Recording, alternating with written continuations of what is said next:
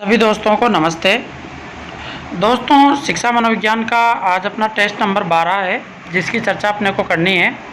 इससे पहले मैं आपको 11 टेस्ट की वीडियो पे अपलोड कर चुका हूं और आपने 11 टेस्ट हमारे दे भी लिए हैं ग्रुप के माध्यम से। अब इस टेस्ट का पहला क्वेश्चन जो मैंने रखा है उसको आप समझिएगा कि अनुभव द्वारा व्यवहार में परिवर्तन होना ही अधिगम है। यह परिभाषा किसने दी थी?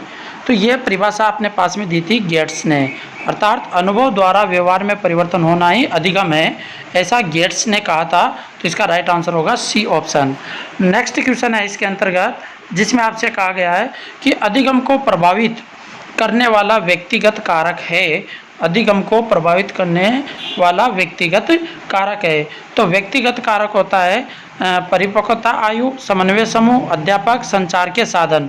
तो व्यक्तिगत अपना जो कारक होगा वो रहेगी परिपक्वता आयु।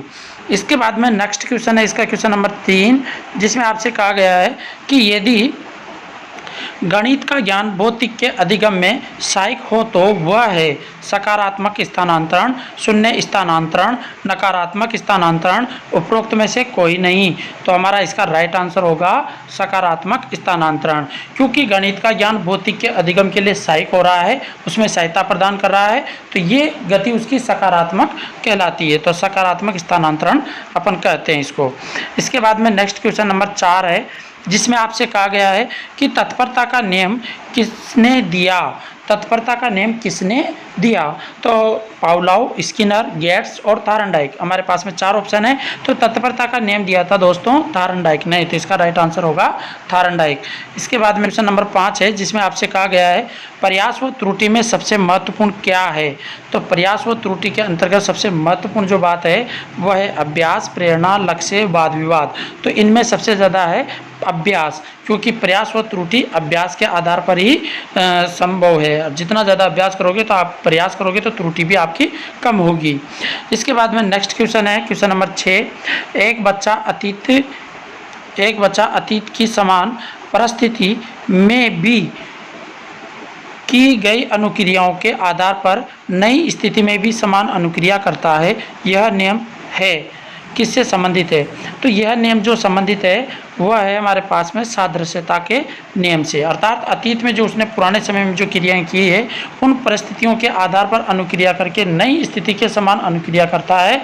तो ये कहलाता है सादृश्यता के नियम के अंतर्गत। नेक्स्ट क्वेश्चन है अपने पास में क्वेश्चन नंबर 7, जिसमें आपसे कहा गया है कि हल का सिद्धांत किस प्रक्रिया से संबंधित है? तो हल का सिद्धांत है सीखने की व्याख्या के सबलीकरण से। हल का सिद्धांत किस प्रक्रिया से संबंधित है? सीखने की व्याख्या के सबलीकरण से संबंधित है। नेक्स्ट क्वेश्चन है क्वेश्चन नंबर 8, जिसमें आपसे क्या कहा गया है देखिए दोस्तों, सुल्तान नामक चिंपांजी पर परीक्षण करने वाले मनोवैज्ञानिक थे या मनोवैज्ञानिक है? तो सुल्तान नामक चिंपांजी पर प्रयोग करने वाले मनोवैज्ञानिक कोहलर थे। कौन थे? कोहलर। यहाँ पे 4 ऑप्शन में स्किनर, वुडवर्थ, वाटसन, कोहलर दिया है, तो राइट आंसर होगा कोहलर का। इसके बाद में नेक्स्ट क्वेश्चन है क्वेश्चन नंबर 9, जो गेस्टाल्ट का अर्थ है। अपने से क्वेश्चन में क्या कहा है दोस्तों कि गेस्टाल्ट का अर्थ है पूर्णांकार या संज्ञान, निराकार, अनुबंधन।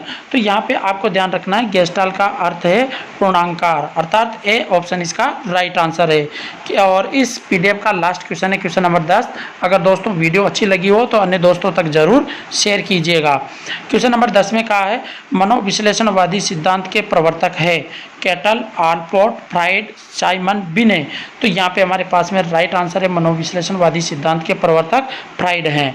तो इस प्रकार से हमारा इस टेस्ट के भी मैंने 10 महत्वपूर्ण क्वेश्चंस आपके सम्मुख रखे जो आपको अच्छे लगे होंगे। और इसी के साथ में दोस्तों जिन्होंने हमारी वीडियो देखी है उन सभी को बहुत बहुत धन्यवाद। Thank you.